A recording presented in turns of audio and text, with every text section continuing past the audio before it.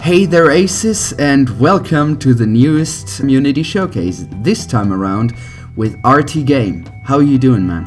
Hey, I'm doing good, man. Thanks for asking. It's lovely to be on. Glad to have you. Anything you want to say to the people, or do you want to hop right in? I mean, do you want me just to call them all nerds? That's the typical shtick I tend to go for. Alright, do it! Oh, sorry, you wanted me Yes. to... Okay, I'm sorry. Oh, I thought I got it in there. Like, I can be meta about it if you like. Be meta about it. God, so what? So we're doing like an introduction to nerds where I'm addressing that it's an introduction to nerds. We're aware that it's an introduction to nerds. Hang on, I'm lost. Hang on, how many levels have we got there? I think that... Wait, no, how is this supposed to go? I think that's enough. We've got too many layers in already. No. Yeah, perfect. Gotta get in a little bit of postmodernism to start things off on a good note. Anyways, let's hop right into the first question, being, you as a content creator, what type of content do you make? I make silly TF2 videos, and I do a bunch of TF2 streams, both on YouTube channel and my Twitch channel. I've been kind of doing this for the best part of 6 years now, and I've just kind of enjoyed it through all that time, really.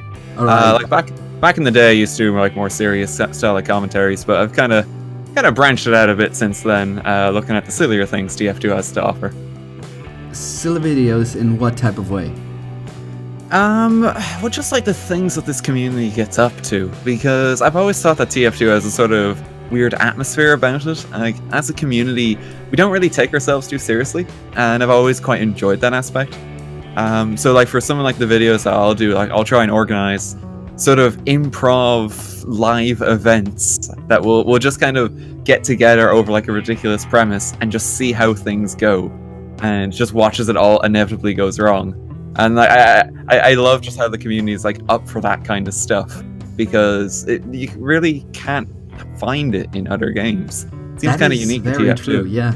I would absolutely agree. I mean, TF2's whole premise is weird, in the good way. No, like for sure. And I just love that aspect of the community. Like we can just kind of laugh about these things, and just it's just not all about just even playing the game at times. It's just let's just see what happens.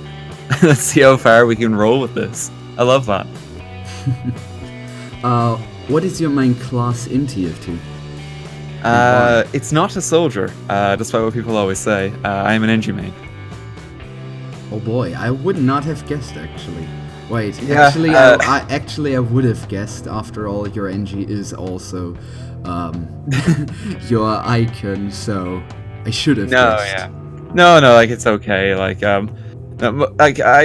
I play NG, but the weird thing is when it actually comes to making videos and streaming, I actually very rarely play the class, simply because I get a bit too distracted sometimes. It's like NG's the kind of thing that like I feel you have to kind of concentrate on. Yeah, so because micromanaging. Yeah, basically. So like I'll play it in like my own time, like when I'm kind of offline and not really doing anything. But for the most part, what people will see is like me just playing soldier, heavy, medic, because they're kind of more straightforward, I would say. Alright, fair enough. What got you into TF2, and also what was it that inspired you to start videos and, well, live streaming? Oh god.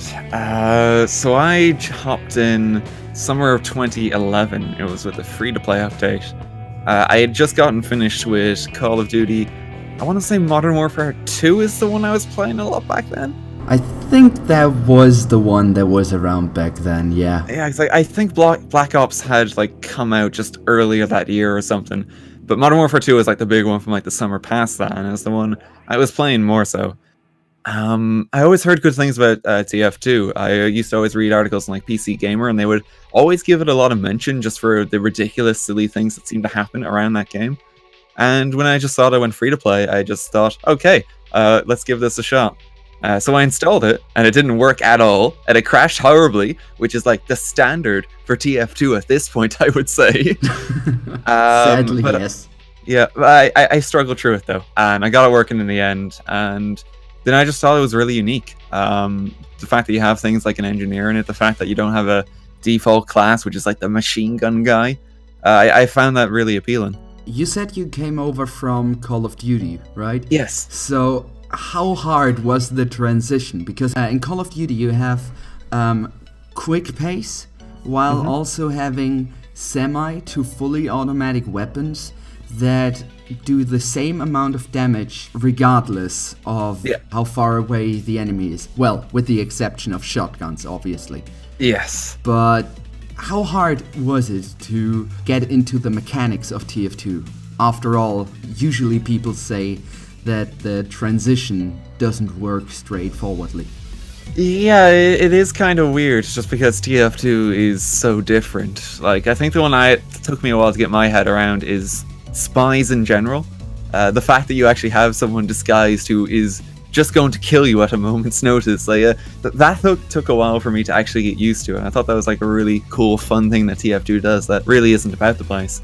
I just practiced a lot over the course of that summer. Between the time that I started playing TF2 and the time that I made my first video on it, I think it was close to 3 months, I want to say, that elapsed there. So by that time, I managed to get like a kind of neat handle on the game, I would say. Now, I say that I'm not good at this game still, but I was able to at least like understand like base mechanics and stuff. Yeah, and like know what the hell is happening. All right, fair enough. Just to follow up from earlier, because I don't think I actually answered it, because you asked how I got into streaming on YouTube specifically. Oh, right. Yeah, on from TF2. I just realized that there. Yeah, I cut that short myself, like a moron. No, it's okay. Don't worry, man. I guess let's just follow up on that. In the earlier 2011, me and a good friend of mine from way back in the day always used to watch a lot of Yogscast, and we always wanted to give YouTube like a shot, basically, because we just saw the other guys doing it and we thought, hey, this is kind of fun. So we kind of just got into it from that, and we didn't really start off with TF2 initially. That's the weird thing looking back at it. When I started the channel, like, it was Terraria and it was a lot of Minecraft, because naturally, you know, Minecraft was the hip cool thing to be doing in 2011. But after a while, I moved into TF2 because basically we had a missing video for our very first week, and we needed something to actually fill the slot because we didn't have enough Terraria. So I made a TF2 video, and it turns out to this day that's still the most popular TF2 video I've ever done. And it's like literally the first, it's literally the first one I've ever done on like Windows Movie Maker. It took me like 4 hours in the afternoon. I did like a weird caption thing because I didn't want to talk. It's a rubbish video by my own standards, but it's the most popular thing I've ever done. You know, the worst part is my most viewed video is also made with Windows Movie Maker. It's also a rubbish video that I made when I started out. It was me interviewing Mr. Paladin, but not as a YouTuber, but as an admin of Team Play First when that group was still around. Oh, really? Oh, that's really cool, yeah. Yeah, like, I myself started with a series called Stories of TPF, where I just wanted to interview the co-admins of Team Play First. Yeah, I was the only admin that got up to admin rank, not by connections, but just being voted up by the core community of the group. I'm so proud of it to this day, I can't tell you. Oh, like that sounds pretty cool, though. Mr. Paladin and the group kind of fell out of grace over something, but I don't want to go too deep into this. It's okay. There's no bad blood, so I'm not gonna cause any. No, it's okay. But yeah, anyways, I have about over 1,000 views on that one. I usually get not even 200 views on my videos, so hey. It's pretty good. Mr. P bringing them in. Yeah. No, I'm actually just checking it here, just out of curiosity. His first video, September 7th, 2011. So just as like sort of like a time scale thing, that means I would have made my first TF2 video about like 2 weeks before that. So that's kind of insane. Cool. That is random. Quite. Yeah, that's going really far back, because like it was a different landscape back then. It really was. It even was a different landscape in the end of 2014 when I joined it. Yeah. It's changed a lot. Anyways, next up would be, let's talk about the community and your place in it. As in, Okay. is there anything you're part of that you're working for? Well, Blabco, obviously. I was about to say. what is your main part in Blabco? Right. So I'm involved with Blaptrico. It's a group of TF2 folks, mostly based in Europe, but we've nicked a couple of folks from the Americas in there. For Blapco specifically, I kind of organize a lot of the charity events. I kind of like step in and just kind of mutter the group a bit when it comes to the big sort of group project things. Like I'll try and swing in there and just say, it's like, okay guys, here's what we need to do, here's how we're gonna do it, let's go do it. I try and like kind of divvy out the work in that way and just kind of keep tabs on everything and make sure everything is kind of going well. For instance, like for like the summer jam, like I was organizing like kind of a lot of that, and then kind of like calling on people like at times. It's like, okay, I need you to do this. So I kind of just help on that front. Yeah, as Timo said during our interview, you and him are pretty much the only ones doing stuff. The rest is just lazy asses. Hey, that's a bit harsh. I mean, in terms of organizing. Oh, gee. It's just one of those things. Like it helps to have someone who just kind of takes the helm on some of these things, and I don't mind doing it. Like, that is true. Like to me, it kind of reminds me of college society environments, and like I got quite involved with those when I was in college, like the last 4 years. It kind of feels just like an extension like that, except it was like a bunch of friends, so it's really nice. Anyways, I respect you for it. Thanks, man. Next up, anything else that you're currently working on or planning to work on in the community? Well, I mean, I'm involved with like future Blapco projects that we really actually can't talk about. We're involved with a couple of other groups about the place for various things that might be happening in the future. But again, I don't know how much I can go into these things. It's kind of under wraps. All right. For the most part, when it comes to community involvement, though, like I'm just trying to be as active as I can. I'm trying to organize sort of like community sort of like little flash fire events. Like it's kind of what I do on my Twitch channel. Like we'll have a session where we all kind of get together and it's like, okay, here's like the weird thing we're doing this week, let's just go.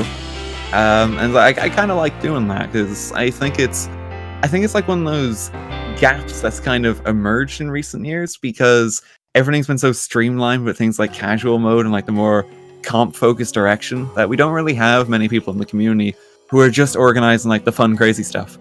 And It's the fun crazy stuff that I really love in TF2 because it's truly something that's unique to this game. So I try and do my best to kind of like stay involved in that and just kind of keep in touch with the community on that front as well. Again, there's a lot of projects in the work. What are the things you appreciate the most about the community, by the way? Just how relaxed they are, really. They're kind of just up for fun, having some crack. I love that aspect of the community. It's like we don't really take ourselves like far too seriously, and that's always been really with a couple of exceptions. But hey, like for comp events and that completely makes sense because like that's a big deal, and that's really true. That is true. Yeah, but I like for like the more relaxed times where it's like, okay, let's just do a dumb thing today and let's go with it. And I love how on board everyone is for that, and I think it is something that is truly unique to TF2. Anyways, final question, as always, any specific shoutouts you want to make? Or anything you specifically want to mention and say towards the community? Okay. Well, I think this is going to be... I don't know how many times this group has gotten the shout-out on this series now, but shout-out to the Blap Gang, as always. So the tally has now reached 10, I think. Great. Oh, Jesus, really? Yes.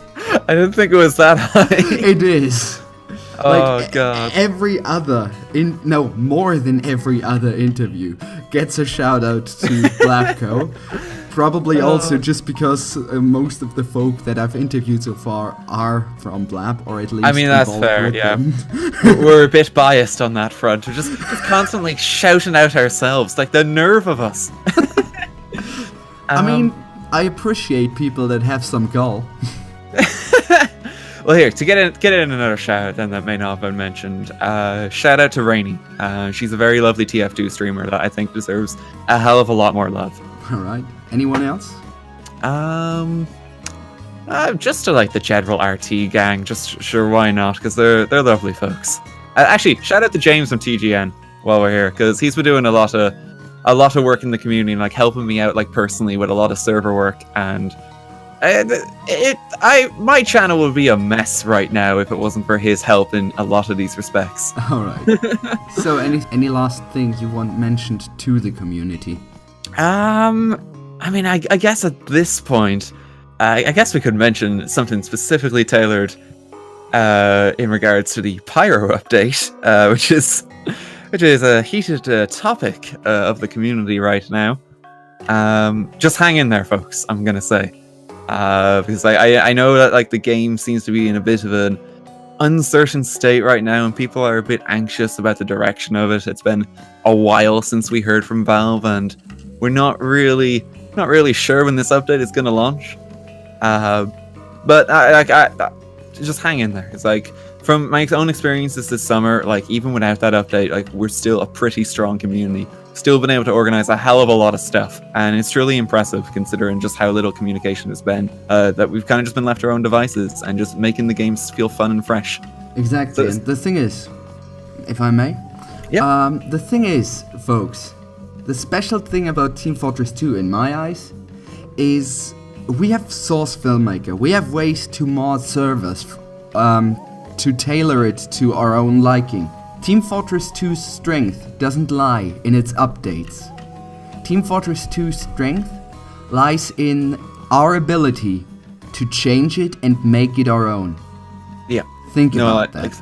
Like straight up, like even the amount of development there's been in like the workshop scene this summer, specifically because of things like the jungle update being teased, which I think is being rolled into the Pyro update at this point.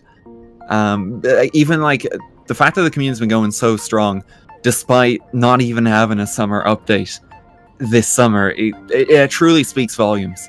Exactly. I think we're a dedicated bunch that are in it for the long haul, and I think that's something to remind ourselves of in sort of these uncertain times for the game. And with these words, everyone out there, always stay the ace up your team's sleeve. Have a nice day. Check out RT and the people that he shouted out. Don't forget to do that. And have a nice day. Goodbye. See you later, nerds.